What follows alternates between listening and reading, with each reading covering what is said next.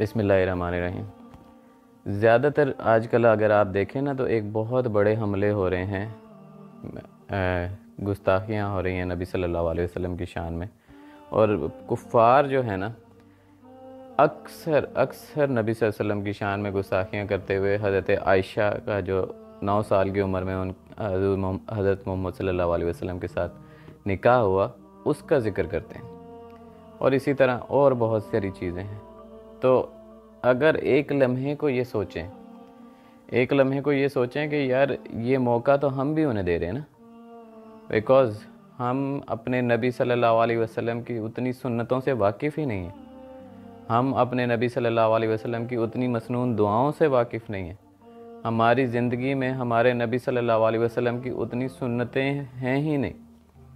अब कुछ अरसा पहले ही मुझे पता लगा, और खैर हर चीज़ का एक टाइम होता है, बेहतरीन टाइम होता है, इतने सालों बाद कि मेरे नबी सल्लल्लाहु अलैहि वसल्लम की शादी जो है उसमें सिर्फ़ निकाह में एक कंवारी औरत थी, हज़रत आयशा रज़ियल्लाहु तआला अन्हा। उसके अलावा सब मुतलका, कोई बेवा, कोई कुछ नबी सल्लल्लाहु अलैहि वसल्लम ने एग्जांपल सेट करनी थी।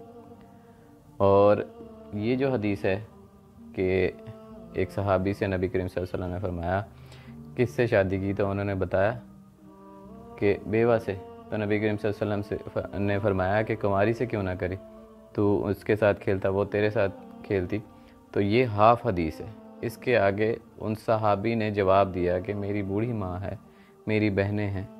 तो फिर नबी करीम सल्लल्लाहु अलैहि वसल्लम ने आगे भी फरमाया कि ठीक है, अब आप जाओ। जंग से आ रहे थे, आई थिंक, एग्जैक्ट याद नहीं है, मफ़हूम हदीस का ये कि ठीक है अब आप जाओ, अब उसको भी इंजॉय करो। तो ये कहीं पे ये नहीं है कि बस यहीं पे ही हदीस ख़त्म कर दी और उसके बाद जो है कोई बात नहीं हुई, उसके बाद भी बात हुई। ये हमें पता लगना चाहिए, बिकॉज़ ये पता लगेगा तो ही तो हमें पता लगेगा मेरे नबी सल्लल्लाहु अलैहि वसल्लम कितने दुनिया के अजीम तरीन आदमी। कि नबी करीम सल्लल्लाहु अलैहि वसल्लम ने जितने भी मुश्किलें आई, जितनी भी तकलीफ़ें आई, पहले ख़ुद पे झीली, पहले ख़ुद जंगें लड़ी, सबसे पहले ख़ुद भूखे रहे, पहले ख़ुद तकलीफ़ें काटी, पहले ख़ुद, मतलब ये मेरे नबी सल्लल्लाहु अलैहि वसल्लम की बहुत बड़ी शान है कि कभी उन्होंने किसी को आगे नहीं किया। और गैरत इतनी कि हज़रत अबू बकर सिद्दीक़ रज़ियल्लाहु ताला अन्हु से भी कहा कि ये जो ऊँटनियाँ तैयार कर रहे हैं आप, तो इसका भी मैं आपको मुआवज़ा दूँगा।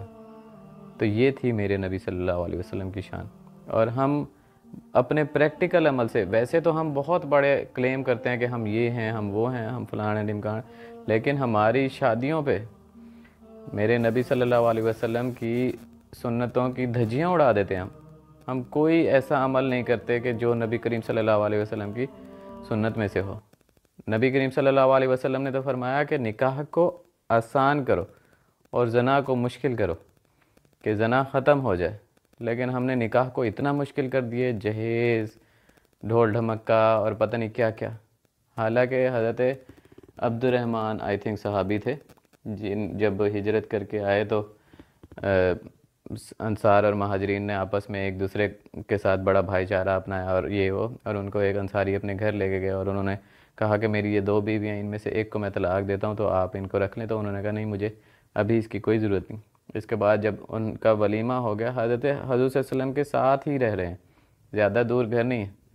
तो जब उनकी शादी हो गई तो नबी करीम सल्लल्लाहु अलैहि वसल्लम ने फरमाया, पूछा कि शादी होगी, तो उन्होंने कहा जी। तो उन्होंने कहा क्या महर में क्या दिया, बिकॉज़ ये जो ज़रूरी चीज़ें ये बहुत ज़रूरी है। तो उन्होंने फरमाया कि गुठली के बराबर सोना है। तो नबी करीम सल्लल्लाहु अलैहि वसल्लम ने फरमाया कि वलीमा ज़रूर करना, चाहे एक बकरी का ही क्यों ना। तो ये यानी कि ये शादी तो इतनी आसान हो, बिल्कुल, ये ढोल ढमक्का ये वो इतना ज़्यादा जो है, इसको एक बहुत बड़ा इवेंट बनाने की ज़रूरत नहीं है। क्योंकि बहुत से लोग झोंपड़ियों में भी हैं, वो बेचारे फिर कैसे कम्पीट करेंगे अगर एक मिल ऑनर जो है वो अपनी बेटी को जो है वो एक इवेंट बना देता है। ऑब्वियसली लोग फिर उसको वो कहेंगे। इसी तरह हर चीज़ में हमें नबी करीम सल्लल्लाहु अलैहि वसल्लम की तरफ जाना है। उन्होंने कहा है कि बच्चों का निकाह जैसे ही वो बालिग हों कर दें। कहीं पे इस्लाम की, कहीं पे दीन की, कहीं पे कोई चीज़ जो है ना उसकी कोई शर्त नहीं रखी गई। नबी करीम सल्लल्लाहु अलैहि वसल्लम ने ये कहा है। तो हमारी बच्चियां बालिग हो के भी 8, 10, 20 साल उनके गुजर जाते हैं।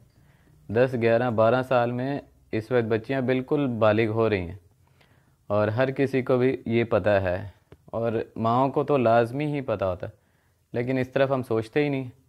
और नबी करीम सल्लल्लाहु अलैहि वसल्लम ने ये भी फरमाया कि इसके बाद जितना भी वो गुनाह करते हैं डेफिनेटली वो आप ही के पेरेंट्स के सर जाता है।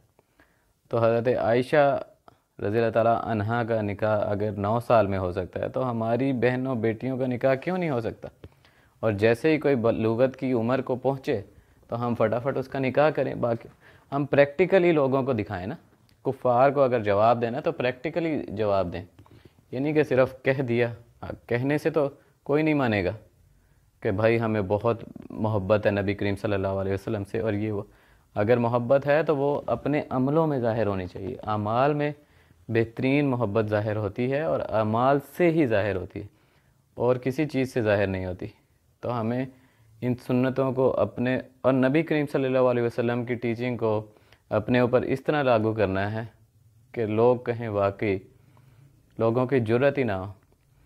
फॉर एग्ज़ाम्पल आज इस वक्त लोग बैठे हुए जितने भी मुसलमान 1.5 अरब मुसलमान हैं, उनकी बहनें बेटियां जो इस वक्त बालिग हो चुकी हैं वो उनके निकाह करना शुरू कर दें तो ये एक प्रैक्टिकल थप्पड़ होगा उन सब के मुंह पे जो कहते हैं, जो हज़रत आयशा रज़ी अल्लाह ताला अन्हा के निकाह के ऊपर उंगलियां उठाते हैं।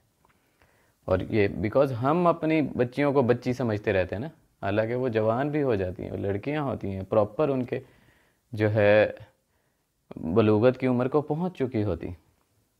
तो जब तक हम प्रैक्टिकली नहीं करेंगे तो ये सिर्फ सारे दावे हैं। इसके बाद हुकूमत पाकिस्तान ने पंजाब में जो है वो 16 साल की हद है लड़के के लिए और सिंध में जो है 18 साल की हद है लड़का लड़की के लिए, कम से कम उम्र की हद। तो हम तो 16 साल में भी नहीं कर रहे अपनी बेटियों की शादी, तो हम कहाँ से आशिक के रसूल होने का जो है या कुछ भी होने का दावा कैसे कर सकते हैं। हमने उनके जहन में निकाह की बात डाली ही नहीं, एक हलाल चीज़ की बात डाली ही। तो इस वजह से हमारे बेटे बेटियां बहनें सब डेटिंग की तरफ, बिकॉज़ 10-12 साल के बाद आप उसे नहीं रोक सकते। उसने कॉलेज जाना है, उसने यूनिवर्सिटी जाना है, उसने पढ़ना है, उसने लिखना है, उसने हर चीज़ करनी। तो हम उनका निकाह जब इस टाइम पे नहीं कर रहे और जो मेरे नबी सल्लल्लाहु अलैहि वसल्लम का फरमान है उसके आगे तो बात ही ख़त्म होगी ना, फुल स्टॉप, बस दैट्स इट। बलूगत का मतलब बलूगत है, कोई तालीम नहीं, कोई चीज़ नहीं, ठीक है। उससे पहले पहले आप उसको तालीम भी दें, दीनी भी दें, हुनर भी सिखाएं, ये सारी चीज़। और बच्चे बच्चियों की शादी जल्दी कैसे हो सकती है वो भी इंशाल्लाह उस पर भी डिटेल डिस्कशन करेंगे।